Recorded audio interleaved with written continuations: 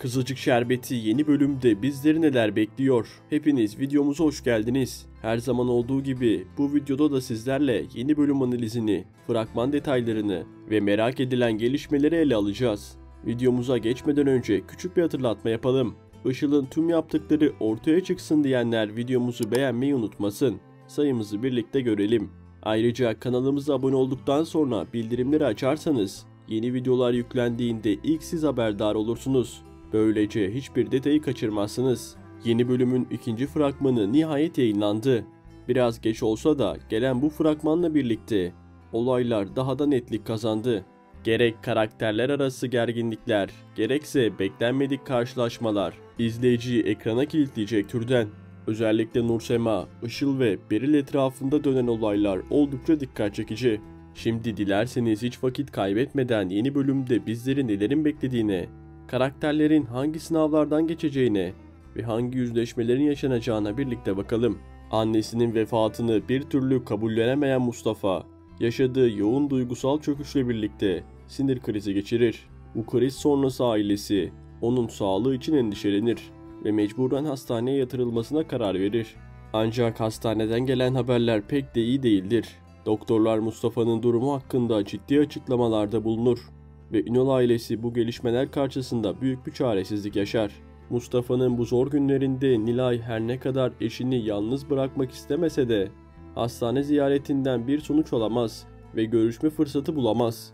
İçinde taşıdığı endişe ve özlemle hastane kapılarında bekleyen Nilay elinden geleni yapmaya çalışır. Bu süreçte ise Ömer yine duruşunu bozmadan olaylara olgunlukla yaklaşır ve aile içinde sakinliğini koruyan bir figür olarak karşımıza çıkmaya devam eder. Özellikle Mustafa'ya destek olmak konusunda geri planda kalmaz ve ona en büyük morali veren kişi haline gelir. Ömer'in bu duruşu hem Mustafa için hem de diğer aile bireyleri için adeta bir umut ışığı olur. Önümüzdeki bölümlerde Mustafa'nın iyileşme süreci ve ailedeki dengelerin nasıl şekilleneceği izleyicinin en çok merak ettiği konulardan biri olacak. Kıvılcım'ın televizyon programına konuk olduktan sonra sosyal medyada dikkat çekmeye başlayan Beril, gördüğü ilgiden fazlasıyla memnundur. Günden güne ön plana çıkmaya başlayan bu karakterin dizideki etkisi de giderek artacaktır. Özellikle Kıvılcım ve Ömer'e olan öfkesi ilerleyen bölümlerde daha da belirginleşecek gibi duruyor. Beril'in geçmişi ise şimdilik gizemini koruyor olsa da dizinin gidişatına baktığımızda yakında onun yaşadıklarını daha net bir şekilde öğrenmeye başlayacağız. Benim tahminime göre geçmişte yaşadığı trajik bir olayla derinden sarsılmış. Büyük olasılıkla bir trafik kazası sonucu hem bebeğini hem de eşini kaybetmiş. Ve bu yaşananların arka planında Ömer ve Kıvılcım'ın geçmişte yaşadığı trafik kazası olduğunu düşünüyorum. Bu yaşananlardan ötürü Beril'in içten içe büyük bir öfke taşıdığı ve bu öfkenin de zamanla intikama dönüşmeye başladığı izlenimini elde ediyoruz. Görünen o ki Beril yaşadığı acıların hesabını sormak için adeta planlı bir şekilde hareket ediyor. Kıvılcım ve Ömer'in farkında olmadan hayatına dahil ettikleri bu kişi, ilerleyen bölümlerde tüm dengeleri sarsacak potansiyele sahip. Son zamanlarda yaşanan olayların yorgunluğunu üzerinden atmak isteyen Fatih, stresini azaltmak ve kafasını dağıtmak için spor salonuna yazılmaya karar verir. Bu adım ilk başta oldukça masum görünse de Doğa için bu durum kısa sürede kıskançlığa dönüşür. Çünkü aynı spor salonuna Defne'nin de gitmesi Doğan'ın geçmişte yaşadığı güven sorunlarını yeniden su yüzüne çıkarır.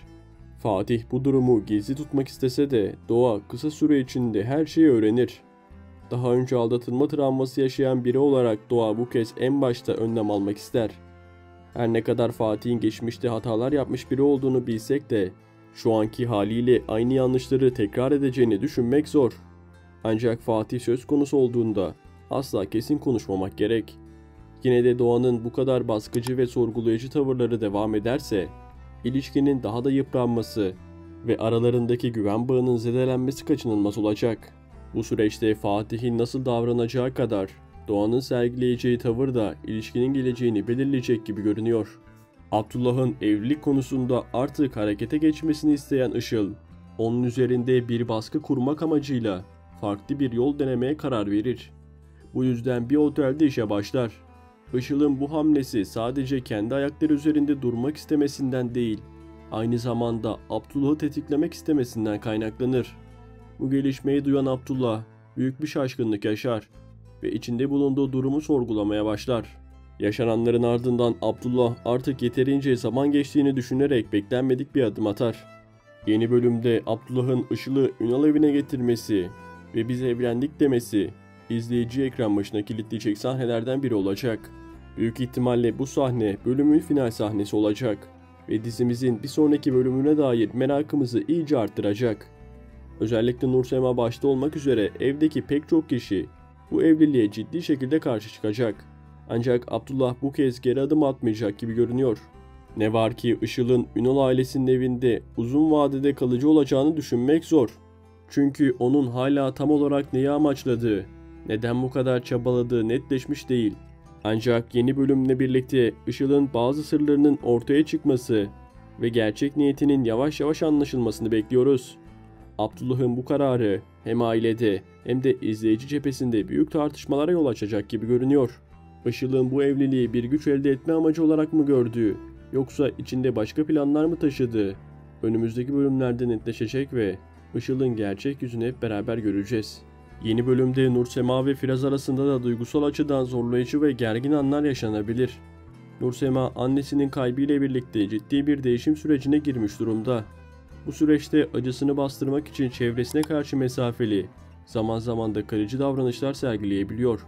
Firaz ise eşinin bu zor dönemini anlayışla karşılamaya çalışıyor. Nursema'nın yaşadığı derin üzüntüyü fark eden Firaz şimdilik sessiz kalmayı tercih ediyor. Bir süre sonra Firaz'ın da içinde bulunduğu duygusal dengeleri sarsmaya başlayabilir. Sabırlı ve sevgi dolu tarzıyla bilinen Firaz, eşiyle olan bağlarını korumaya çalışsa da zamanla bu tavırlar yetersiz kalabilir. Çünkü bu ilişkinin sağlıklı devam etmesi için tek tarafın çabası yeterli olmaz. Firaz'ın bir süre daha sabredip Nursema'nın yanında duracağını düşünsek de, eğer Nursema bu davranışlarını sürdürmeye devam ederse, Firaz için de bardağın taşma noktasına gelmesi artık an meselesi olabilir. Bu da çiftin arasındaki duygusal çatlaklığın iyice derinleşmesine yol açabilir. İzleyiciyi duygusal anlamda etkileyecek bu sahneler, yeni bölümde merakla beklenen gelişmelerin içinde yer alıyor. Dizimizin sezon finaline artık sayılı bölümler kaldı. Bu da demek oluyor ki önümüzdeki bölümlerde sezon boyunca gizli kalan pek çok sır gün yüzüne çıkacak ve izleyiciyi ekran başına kilitleyecek çarpıcı sahneler bizleri bekliyor olacak. Karakterlerin arasındaki dengeler değişecek, bazı ilişkiler sınavdan geçecek ve beklenmedik gelişmelerle olaylar daha da karmaşık bir hal alacak. Her ne kadar bu sezon önceki sezonlara kıyasla bazı izleyiciler için daha durağan ve zayıf geçmiş olsa da kalan bölümlerde tempoyu yükseltecek sahnelerle bu algının değişmesi mümkün olabilir. Özellikle son haftada olayların daha da derinleşmesi ve bazı karakterlerin iç yüzünün ortaya çıkması diziye olan ilgiyi yeniden canlandırabilir.